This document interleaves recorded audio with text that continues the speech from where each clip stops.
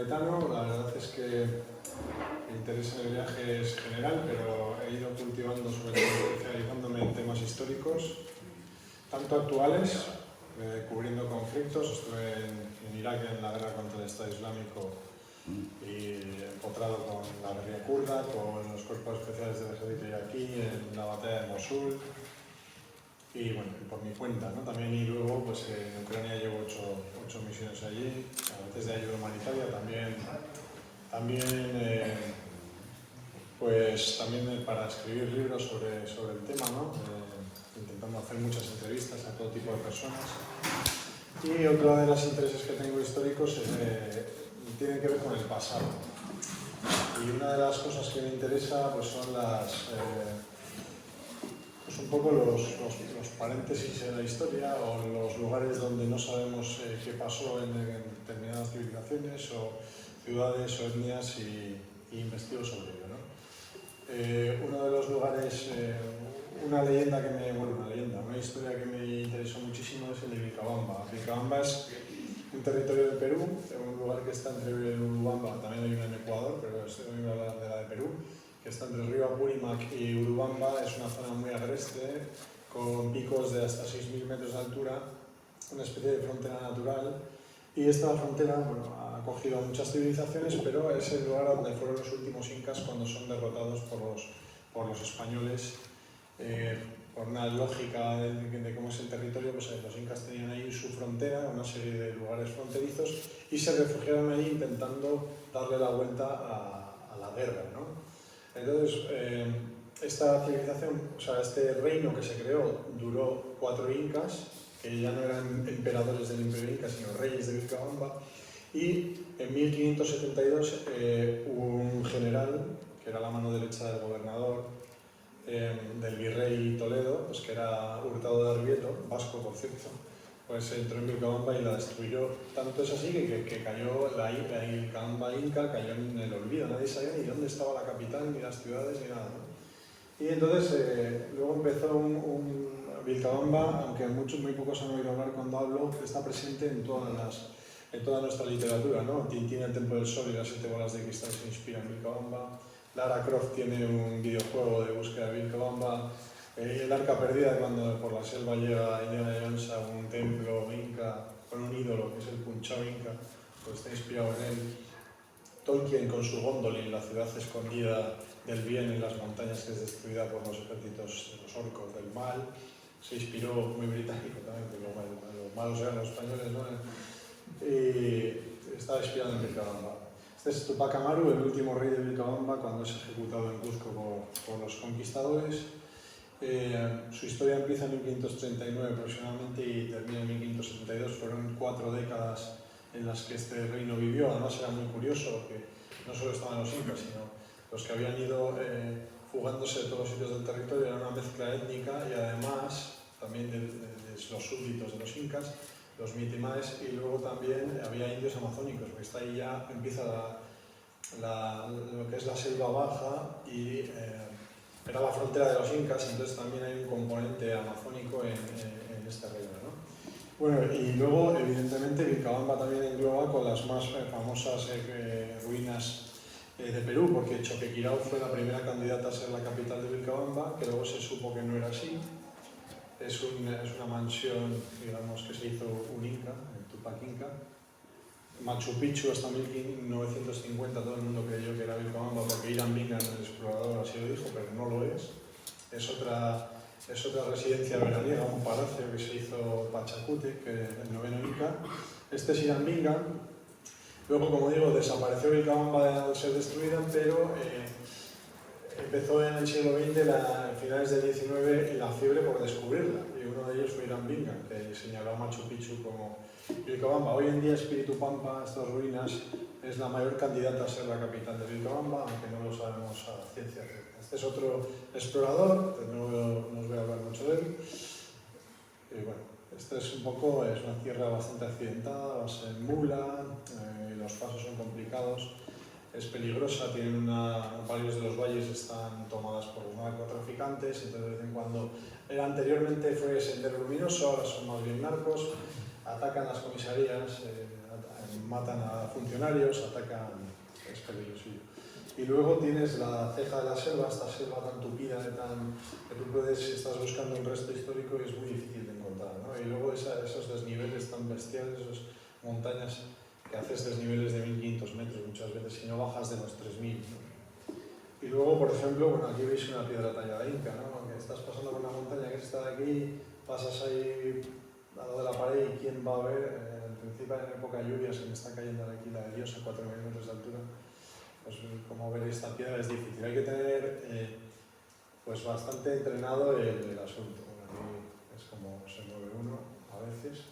Luego que hemos llorado amigos, este es un amigo nuestro que murió en una avalancha, y esta es su tumba, también en Vilcabamba. Y luego pues hemos hecho muchos amigos de... La cultura está muy cerca, está curiosamente cerca de Machu Picchu, pero no hay turistas, entonces la cultura pues todavía está bastante intacta.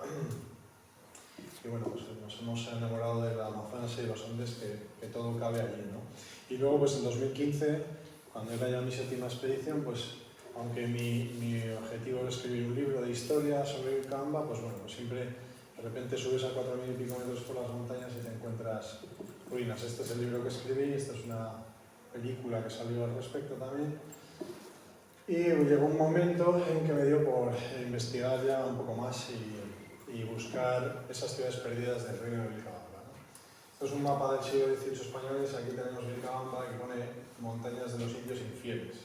Así es como todavía durante siglos se consideraba. Esta es la zona de Vilcabamba entre los dos ríos que he dicho, esto es aquí, y luego ya la selva, ¿no?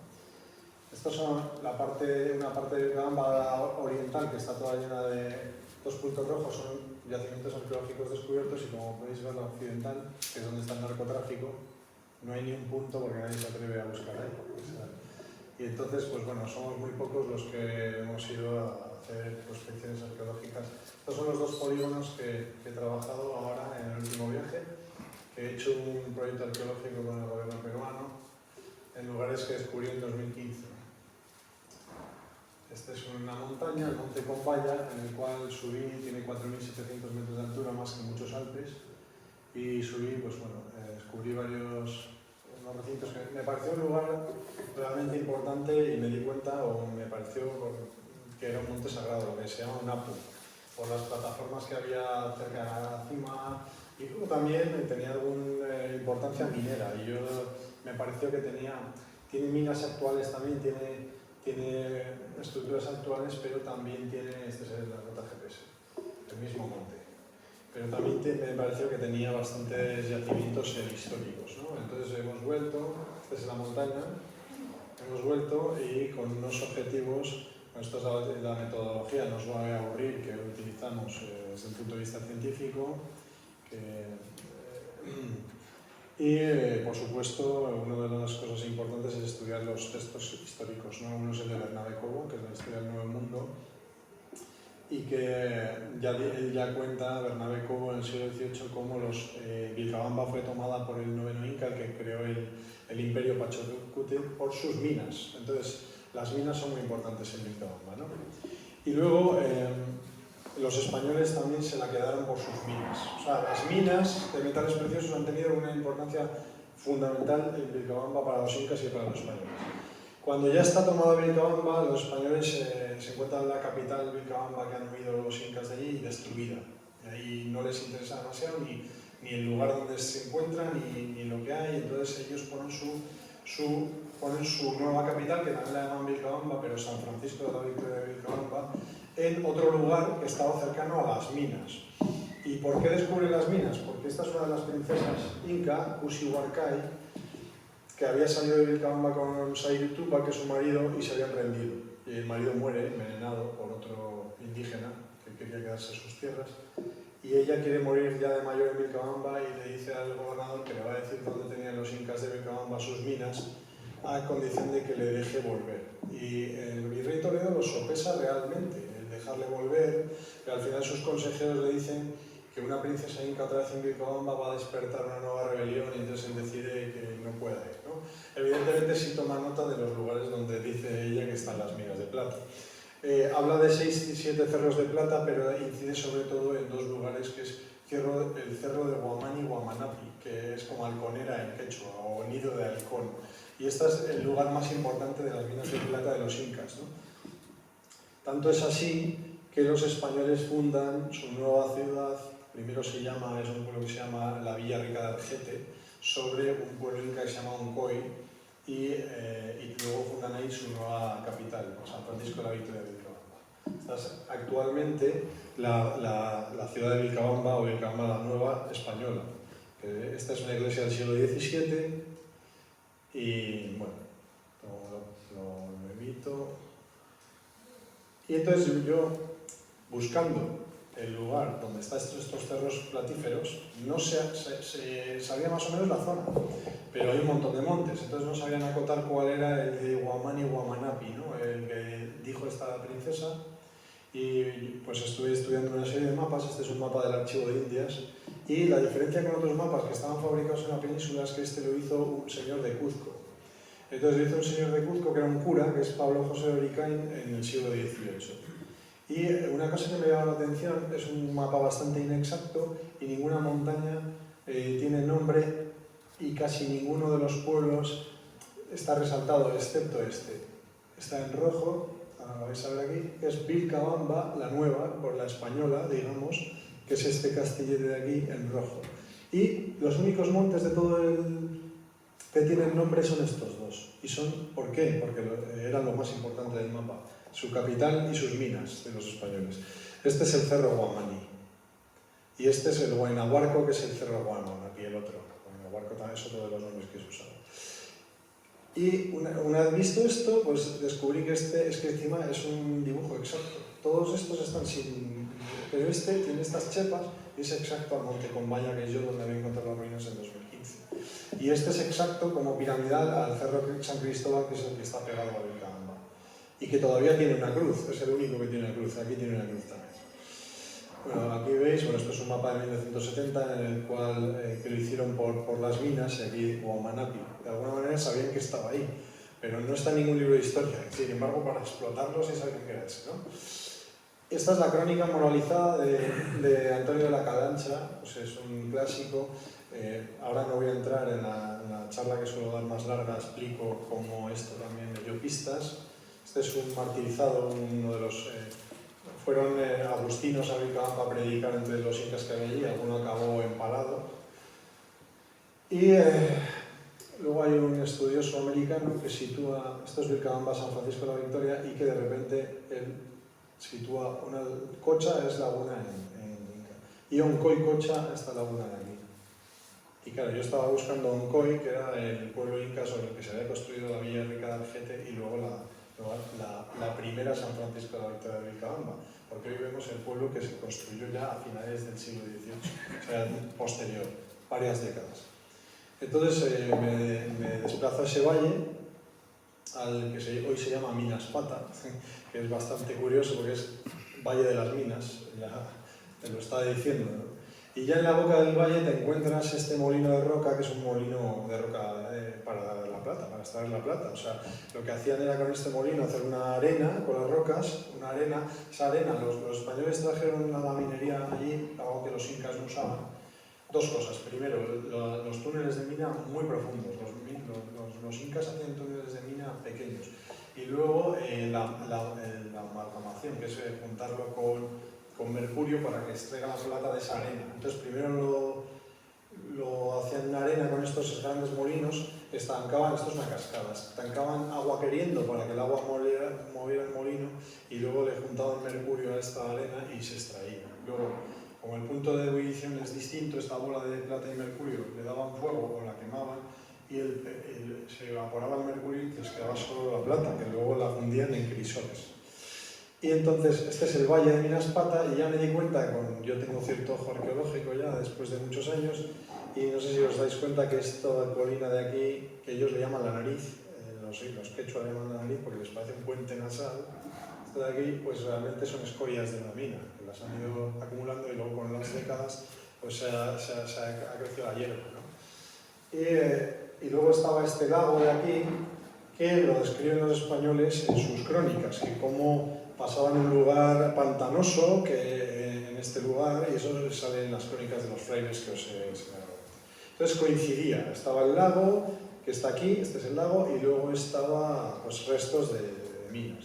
Y este es el monte de Comballa, que es donde yo vi estas ruinas en 2015, y esto es mi cuaderno de viaje. Este es el lago, Minascocha, el valle de Minaspata, que es y luego estos, en distintos colores, encontré los distintos lugares con recintos.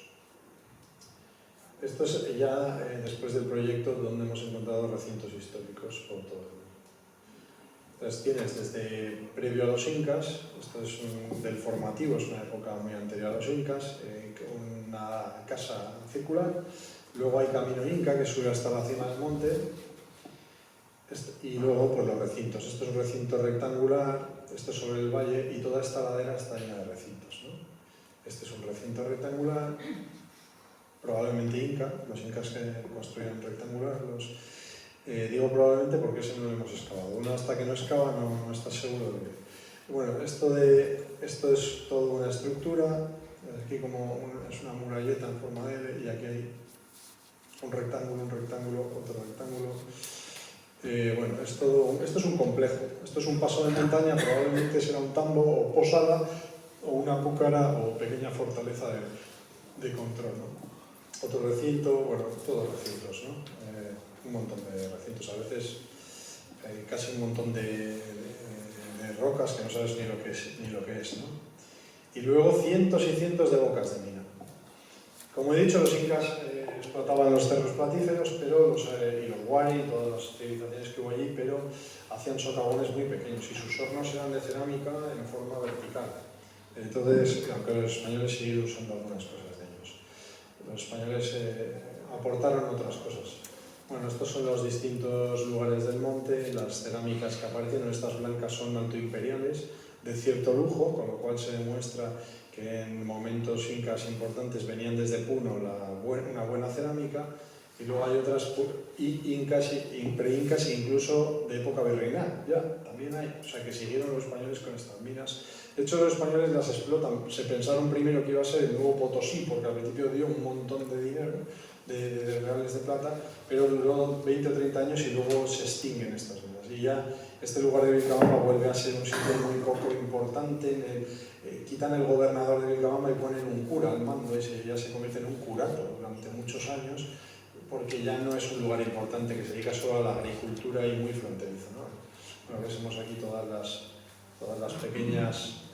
aquí hicimos una excavación y aquí otra, nos parecían ermitas españolas del siglo XVII, pero aquí hay una choza de un campesino sobre el recinto antiguo, ¿no? ¿Y qué apareció? Pues bueno, esto es un dibujo de mi cuaderno, estos son los dos lugares muy parecidos en estructura y nos parecieron ermitas, y lo eran. Excavamos, en una apareció esta pequeña campana que es para llamar al rezo o para las procesiones, es de bronce, es una campana de Malinas, se llama, de las muy utilizadas en el siglo XVI. Luego, esto es una estalactita tallada para usar como percutor, y esto es una herramienta de hierro. Esta es una típica cerámica de colores virreinal ya. Entonces, bueno, vamos a pasar. Apareció en uno de esos lugares, esto es un crisol de plata, en la capa de época más española, y la capa más antigua, en cambio, aparecían en cuentas de collar incas, típicamente de la vestimenta de lujo o para ofrendas, ¿no? Aquí están como aparecieron en la tierra. Esto es un crisol donde ya cuando tienes la plata la fundes y ya sacas las piedras. Bueno, aquí veis un murete, de repente pues tienes encaje inca totalmente distinto, que se llama poligonal, al que hacemos los europeos, ¿no? Bueno, esto es como el mismo mapa de antes. Y luego en la zona de arriba yo encontré esto en 2015, como veis, dos recintos pegados por su lado más estrecho y una serie de túmulos de piedra. Esto, casi al lado de la cima del monte, me pareció un ritual de capacocha. La capacocha era un rito que hacían a los dioses los incas, copiado de otras etnias del sur, y que se hacía en momentos de malas cosechas, o cuando coronaba un inca, o cuando había una guerra, como una plegaria. Entonces cogían niños de la nobleza, los sacrificaban a los dioses, a estos niños, los enterraban en estos túmulos, Y la última ceremonia de muchas que hacían, las hacían en estos templetes de altura al lado de la cima. Como veis, la estructura, este es de una capacocha de Argentina, la estructura era igual y había otro, entonces dije aquí. Además, los incas rendían culto a los montes de plata, porque creían que era algo que les daba el dios, el metal. Entonces le rendían culto, ¿no? Estos son los niños que aparecieron en Salta, en Argentina. Entonces a mí me pareció que ahí podía haber, porque era un cerro que daba plata y porque coincidía, esta es la cima del monte, ¿no? Y entonces fuimos allí, vi que había muchos más recintos en realidad, no solo esos, había bastantes más, aquí hay uno, aquí hay otro. Y algunos eran de minas, ¿no? Esto es una boca de mina española, con un arco claramente hecho por los españoles. Entonces había varias etapas también. Y luego nos encontramos mucho más enterrado una especie de altar en el cual lo excavamos y apareció esta cuenta, que es típicamente de ofrendas, pero tiene una cosa muy curiosa, y es que es de vidrio veneciano, es europeo. Lo que pasa es que hubo un momento, incluso antes de que caiga el imperio, el comercio es muy rápido. Entonces los incas les encanta el vidrio cuando lo ven y empiezan a pedir cuentas de vidrio verde y azul y quitan el lapislázuli, que era lo que ellos usaban, y otras cosas. Y utilizan vidrio europeo, pero es una ofrenda típicamente andina ya con un material europeo por contacto. Y bueno, estos son cerámicas que aparecieron allí, al lado de la cima de la montaña, y por supuesto ofrendas de coca. O sea, ese altar sí que se ofrendaba. Estos son hojas de coca con siglos, ¿no? Y luego había pequeños trozos metálicos que yo no sé bien lo que son, porque todavía no lo sabemos, pero creo que puedan ser estos piececitos de pequeñas estatuillas que se llaman esas ofrendas, que se llaman tupus, no lo sé, es una teoría, no lo hemos demostrado. Bueno, aquí como veis, este es Antonio de la Cancha y Bernardo de Cobo, cronistas de época inca. Decía, usaban los indios que van a las minas de plata, de oro o de azogue a adorar los cerros de las minas, y pidiéndoles metal rico, y para esto velan de noche, bebiendo y bailando sacrificio que hacen a la riqueza. A los de oro llaman Colla, y al dios de las minas de plata y sus metales Mama, y a las piedras de los metales Corpa. O sea, les rendían culto a esta. Este monte metalífero era un apu sagrado, un lugar donde se manifestaban los dioses, ¿no?